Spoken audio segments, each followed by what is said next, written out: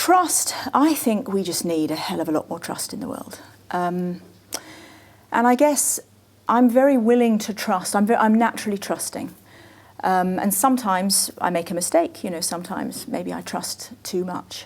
But I'd much rather err on the side of trust and occasionally be caught out.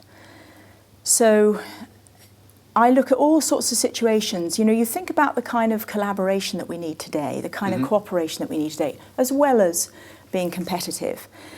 And I think we're going to have to trust one another in ways that we haven't really imagined. So for me, trust and building trust and taking a risk on trust is very important.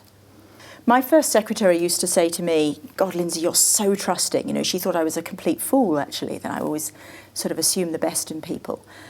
I think if behaving with trust generates more of it.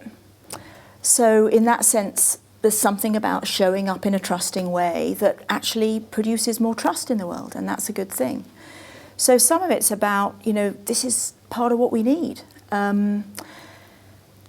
I think different situations produce, different levels of trust. My experience working with a lot of different companies, some you find very, very low trust, and it's a draining environment in which to work. I mean, it's exhausting, if you're busy worrying about whether you can trust people all the time.